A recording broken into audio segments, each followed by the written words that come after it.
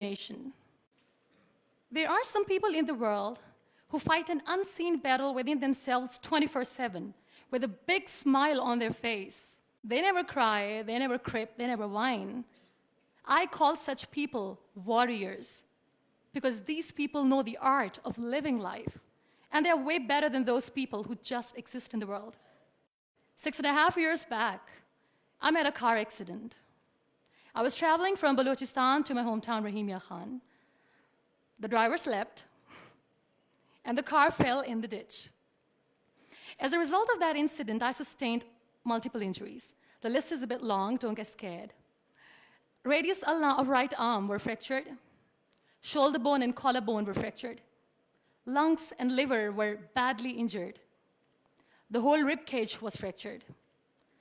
But the injury that changed my life and my personality completely was the spinal cord injury. 3 vertebrae of my backbone were completely crushed.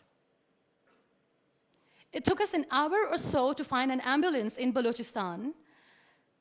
All the effort went in vain because we couldn't find an ambulance. So I was thrown in the back of a Potohar Jeep, and I was rushed to the nearby hospital.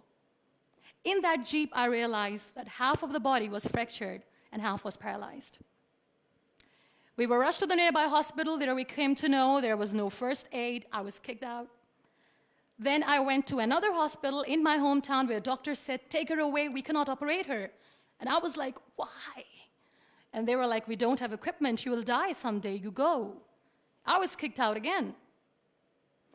But I finally ended up in a comparatively better hospital in Karachi. Luckily, I wasn't kicked out. Probably that's why I'm alive. So I stayed in that hospital for 2.5 months.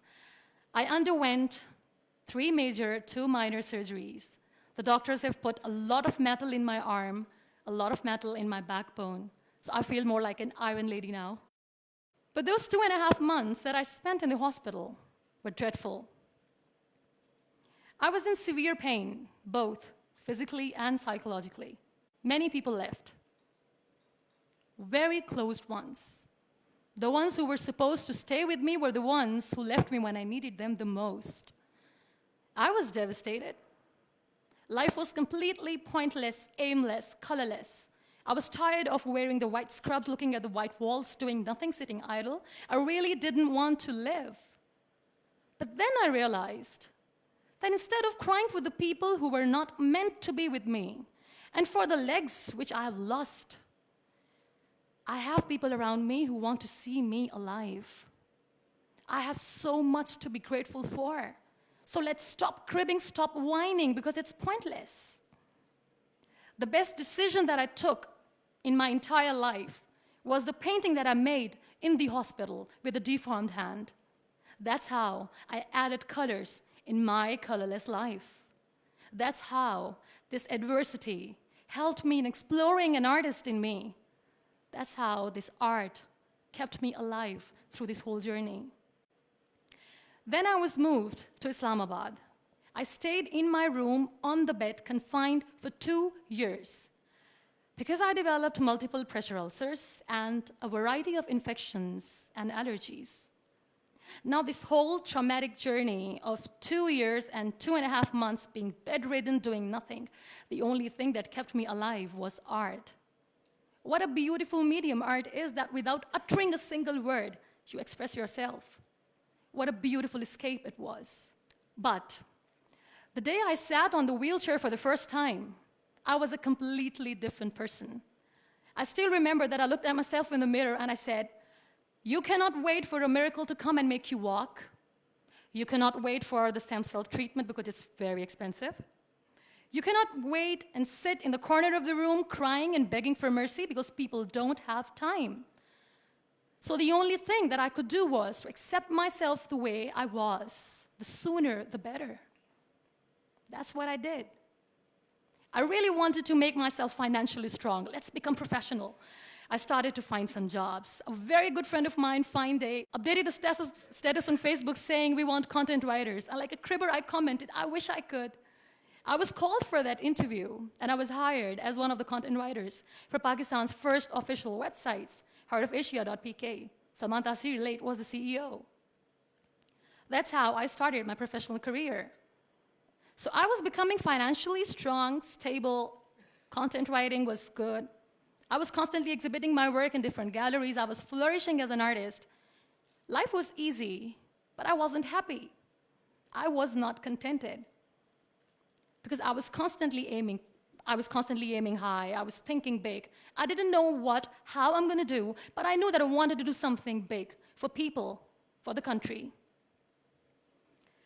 One day, I came across this polio campaign advertisement in which this little boy from a very underprivileged family is sitting on a wheelchair, and with his father sitting with him, crying and saying to the world in that campaign that give polio drops to your kids, otherwise they'll become like him. That advertisement shook me from inside. I feel devastated.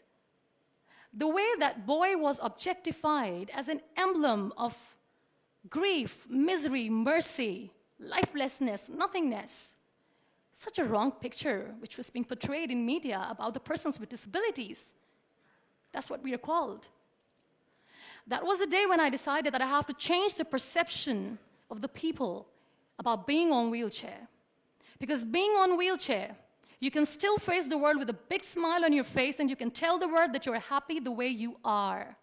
No one has right to objectify us as an emblem of misery or mercy. We are human beings, we breathe, we have souls, we are alive, we feel. We don't need your sympathies, we don't need your empathies. Let us live.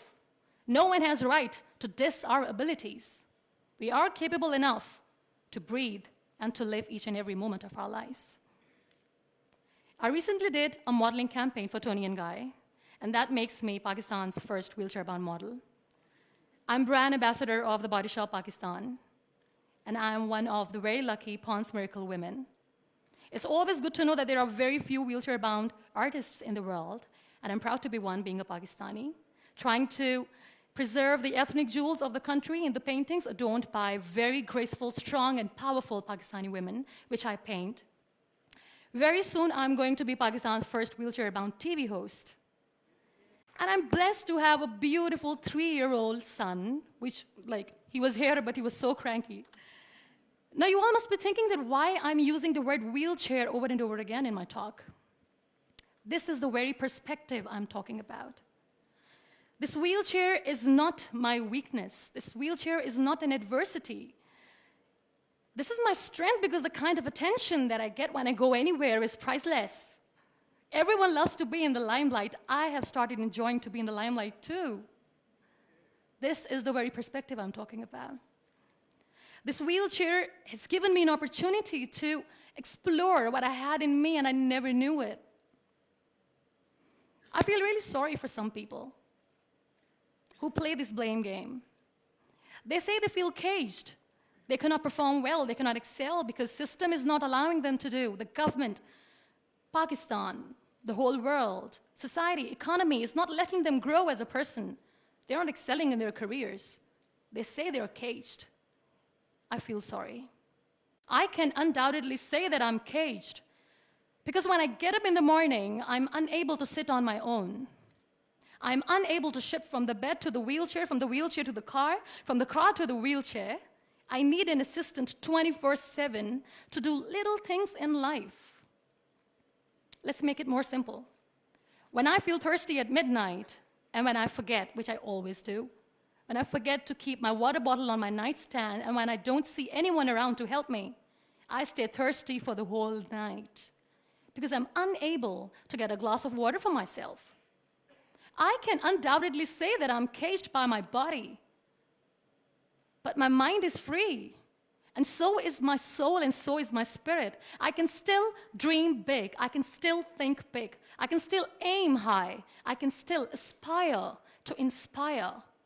Nothing should stop me. This wheelchair should not be the reason or an excuse of not doing anything in life. I still have big dreams. I still have big plans. And I still have to work on that. Be grateful for what you have. And trust me, you will always end up having more.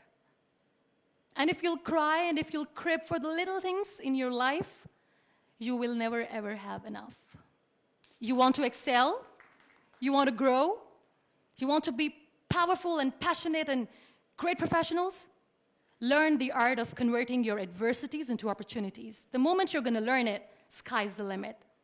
So be grateful, be happy, be alive, and don't let anyone diss your abilities. Thank you.